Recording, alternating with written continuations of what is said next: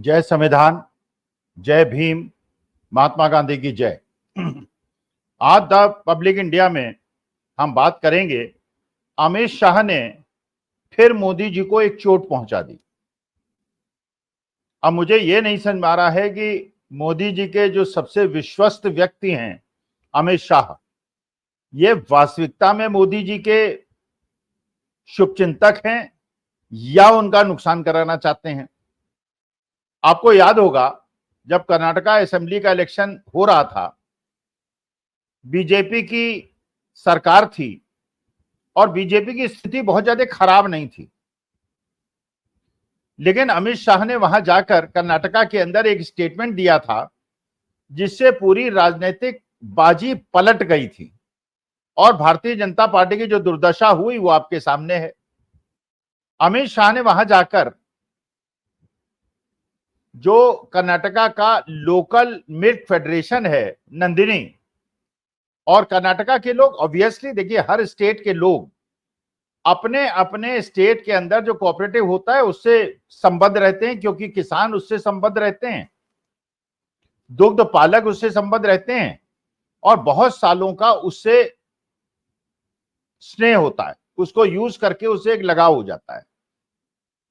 जैसे पराग से उत्तर प्रदेश वालों को लगाव हो जाता है, दिल्ली वालों को मदर डेयरी से लगाव हो जाता है, वैसे ही नंदिनी से लगाव कर्नाटका वालों को था।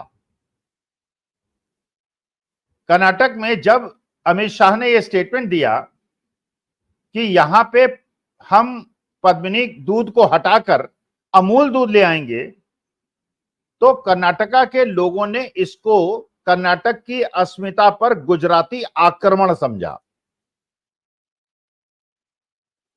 और इससे जो दुग्ध पालक थे, जो किसान थे, जो कंज्यूमर्स थे, जो उनके विक्रेता थे, उनको चोट पहुंची, क्योंकि ये कर्नाटक की अस्मिता के खिलाफ की बात थी। और कर्नाटका में अचानक चुनाव बदल गया और कांग्रेस चुनाव जीती और बीजेपी की बुरी हाल हुई। यही गलती दोबारा अब जानबूझ के की या अनजाने में की। अमित शाह ने महाराष्ट्र में जाके यह स्टेटमेंट दिया कि महाराष्ट्र के सबसे भ्रष्ट नेता शरद पवार हैं। आप जानते हैं महाराष्ट्र और गुजरात बगल बगल के स्टेट हैं। आप ये भी जानते हैं कि महाराष्ट्र के अंदर एक शिकायत है कि महाराष्ट्र की सारी यूनिट्स को, इंडस्ट्रियल यूनिट्स को गुजरात ले जाया जा रहा है। डायमंड यूनिट को पूरा सूरत के अंदर शिफ्ट कर दिया और जो मुंबई का मेन हीरा बाजार था उसको करीब करीब ठप कर दिया। जो इंडस्ट्री लगने की बात होती है, चाहे वो तेलंगाना में लगने की बात होती है या कर्नाटका में लगने की बात होती है, महाराष्ट्र में लगने की बात होती है, उसको गुजरात ले जाने का प्रयास होता है।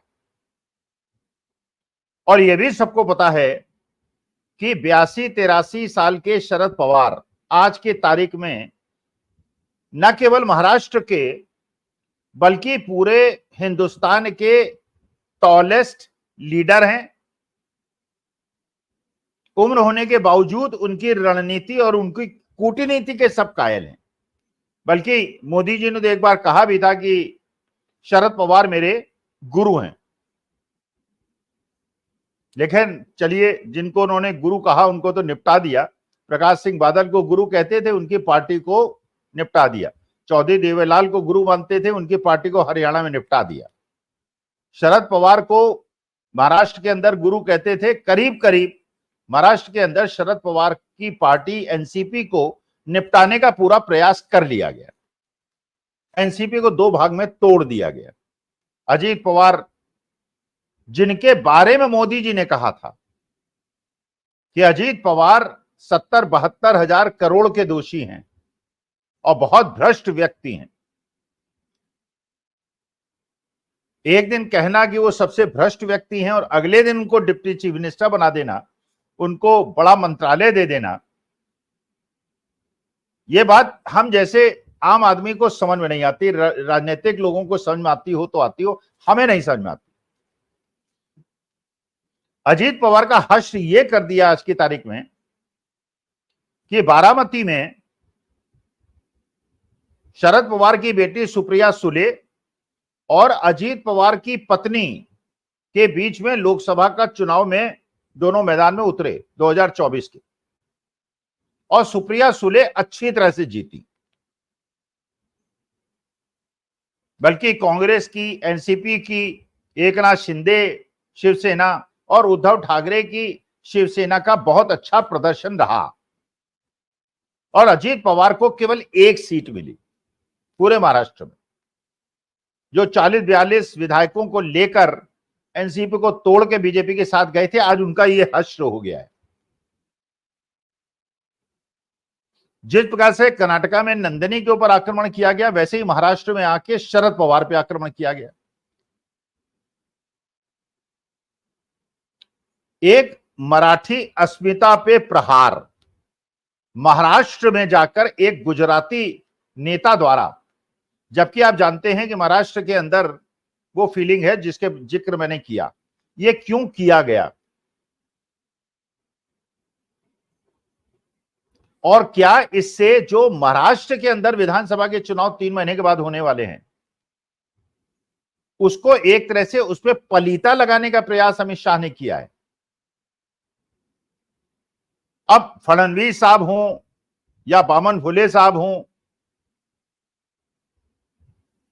कोई भी ऐसा महाराष्ट्र का बड़ा नेता भारतीय जनता पार्टी का ऐसा नहीं है जो कि अमित शाह के स्टेटमेंट का समर्थन कर पाए या इसका विरोध कर पाए। तो मुझे ऐसा लगता है कि ये जानबूझकर हुआ या अनजाने में हुआ, लेकिन महाराष्ट्र भारतीय जनता पार्टी के प्रोस्पेक्ट्स को एक प्रकार से पलीता लगा दिया गया। क्या इस बात का द्योतक है ये कि मोदी जी की भारतीय जनता पार्टी पे पकड़ कमजोर होती जा रही है? नीति आयोग की मीटिंग में मुख्यमंत्री नहीं आते विपक्षी दल के, जहां प्रधानमंत्री खुद मौजूद रहते हैं, और ममता बनर्जी आती हैं तो बायकॉट करके चली जाती हैं, कहती हुई कि बाकी लोग जिनके 5-5, 10-10 एमपी हैं उनको तो 15-15 मिनट का टाइम दिया गया, और मेरे जहां पे one of the biggest state of India है, जहां पे बहुत सारे मेंबर ऑफ पार्लियामेंट्स आते हैं, केवल उनको 5 मिनट का टाइम दिया गया और उनका माइक भी म्यूट कर दिया गया, जैसे लोकसभा राज्यसभा में विपक्षी दलों के नेताओं के कर दिए जाते हैं। आसाम के अंदर जहां पे पुराने कांग्रेसी हेमंत बिस्वा शर्मा बीजेपी के मुख्यमंत्री हैं, दिल से कांग्रेसी हैं, क्योंकि बहुत सारे केसेस उन पे थे, बहुत सारे आरोप भारतीय जनता पार्टी ने उन पर लगाए थे, इसलिए वो कांग्रेसी मन को छोड़कर भारतीय जनता पार्टी के हो गए और हिंदू मुसलमान करने लगे। उनके दो विधायक गौरव गोगोई, जो कांग्रेस से जीतकर संसद में पहुंचे हैं, उन दो भारतीय जनता पार्टी के विधायकों ने गौरव गोगोई की जीत पर खुशी जाहिर की। भारतीय जनता पार्टी के विधायकों ने, हेमंत बिस्वा शर्मा ने इसे प्रोटेस्ट किया। उन्होंने कहा ये दो विधायकों को माफी मांगनी पड़ेगी। उन दो विधायकों ने खुलेआम मना कर दिया कि हम माफी नहीं मांगेंगे। अब ये विद्रोह हेमंत बिस्वा शर्मा के खिलाफ है या मोदी जी के खिलाफ है? अमित शाह का महाराष्ट्र के अंदर शरद पवार के लिए ऐसी बात कहना, यह शरद पवार के खिलाफ है या मोदी जी को कमजोर करने की चाल है? अच्छा, शरद पवार तो आप जानते ही हैं, पुराने तपे तपाए नेता हैं, इतने साल का राजनीतिक अनुभव है। उन्होंने वो बात कह दी जो अभी तक पिछले 10 साल में विपक्षी दल के नेता, सत्ता पक्ष के नेता या किसी को भी कहने की हिम्मत नहीं पड़ती थी। शरद पवार ने सीधे सीधे अमित शाह को ललकार दिया। उन्होंने कहा कि अमित शाह जी, आप जिनको सुप्रीम कोर्ट ने तड़ीपार किया हो, वो कृपा करके मुझे प्रवचन न दें। अब आप सोचिए, ये बात की कल्पना क्या कोई 4 महीने पहले 4 जून के पहले कर पाता कि अमित शाह को कोई इस प्रकार से इतना बड़ा नेता इस तरह से चैलेंज कर दे। राहुल गांधी पे मानहानि आप कर लेते हैं और अपने लोगों से मानहानि करा देते हैं,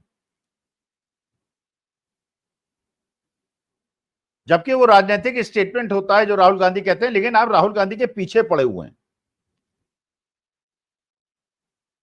लेकिन शरद पवार को आप बेईमान कहते हैं, सबसे भ्रष्ट आदमी कहते हैं बिना किसी प्रूफ के। अगर भ्रष्ट हैं तो जेल में डालिए, उन्हें जेल में डालने की तो हिम्मत है नहीं, महाराष्ट्र में एक सीट भी नहीं आएगी।